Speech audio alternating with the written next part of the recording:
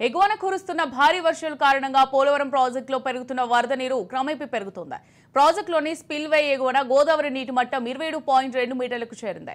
Spillway దిగువ 17.32 మీటర్ల నీటి మట్టం ఉంది. ఎగువ కాపర్ డ్యాం 27.28, దిగువ కాపర్ డ్యాం 16.33 మీటర్ల నీటి మట్టం కొనసాగుతోంది. 48 హైడ్రాలిక్ గేట్ల ద్వారా దిగువకు 1.10 క్యూసెక్ల నీటిని జలవనరుల శాఖ విడుదల చేసింది. గోదావరి నీటి మట్టం పెరగడంతో పట్టిసీమ ఎత్తిపోతల పథకంలోని 20 పంపుల ద్వారా కుడి కాల్వలోకి 7080 క్యూసెక్ల నీరు కృష్ణా డెల్టాకు విడుదల చేసినట్టు నీటిపారుదల శాఖ అధికారులు తెలిపారు.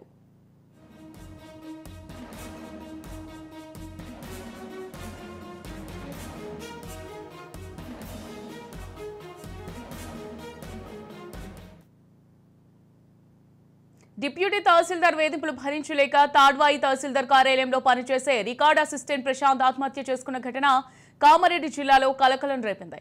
కామారెడ్డి మండలం గూడెం గ్రామానికి చెందిన తెడ్డు ప్రశాంత్ గతంలో వీఆర్ఏగా పనిచేసేవాడు.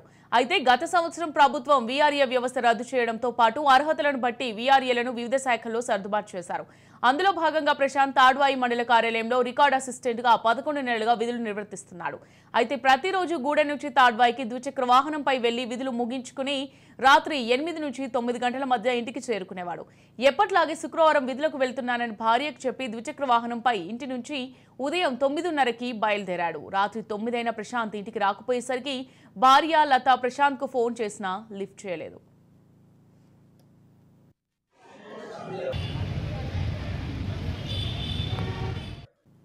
చాలాసార్లు ఫోన్ చేసినా స్పందన లేకపోవడంతో బంధువులకు ఫోన్ చేసినా రాలేదని సమాధానం రావడంతో కుటుంబ సభ్యులు ఆందోళనకు గురయ్యారు. అయితే మృతుడు ప్రశాంత్ చిన్నాన దేవునిపల్లి ఎస్ఐకి సమాచారం అందించడంతో లొకేషన్ ఆధారంగా కన్నాపూర్ శివార్లో ఉన్నట్టుగా గుర్తించి అక్కడికి వెళ్లి చూడగా చెట్టుకు వేలాడుతూ కనిపించాడు. అయితే తాడ్వాయి డిప్యూటీ తహసీల్దార్ వెంకటేష్ వేధింపులు ఎక్కువయ్యాయని అప్పుడప్పుడు తనతో చెప్పేవాడని భార్య లత తెలిపింది.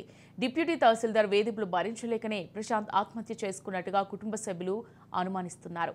మరోవైపు చనిపోయే ముందు డిప్యూటీ తహసీల్దార్ వెంకటేష్ వేధింపుల వల్లనే ఆత్మహత్య చేసుకుంటున్నట్టుగా ప్రశాంత్ సూసైడ్ నోట్ రాసినట్టుగా తెలిసింది. ప్రస్తుతం ఆ సూసైడ్ నోట్ పోలీసులు స్వాధీనం చేసుకుని మృతదేహాన్ని పోస్ట్ మార్టం నిమిత్తం జిల్లా ఆసుపత్రికి తరలించారు.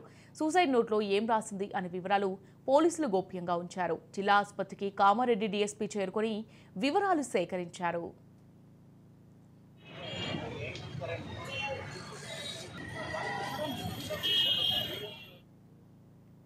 అయితే ప్రశాంత్ కు 2 కూతులు కాగా ఇటీవలే కొడుకు జన్మించాడు. 2 రోజుల క్రితమే కొడుకు బారసాల కూడా జరిగినట్టుగా తెలుస్తోంది.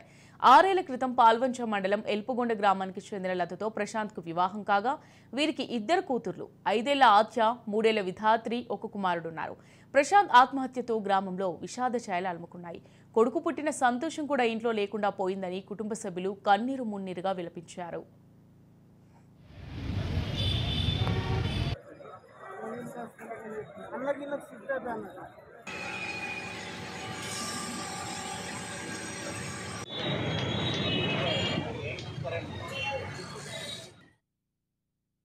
మా తమ్ముడు తెడ్డు సంతోష్ ప్రశాంత్ మన తాడ్వాయి ఎంఆర్ఓ ఆఫీస్లో బీఆర్ఏగా పనిచేస్తున్నాడు. సో తరచూ మన తాడ్వాయి ఎంఆర్ఓ గారు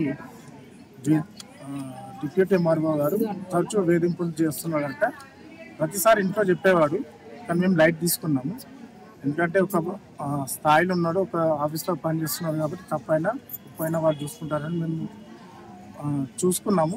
మళ్ళీ కోపం ఉన్న దగ్గర అడ్డం ఉంటుంది అనుకుని మేము అట్లా అనుకున్నాం. కానీ ఈ వేధింపులకు తాళలేక తను ఇలా సూసైడ్ చేసుకుంటాడని మాత్రం మేము ఎక్స్పెక్ట్ చేయలేదు.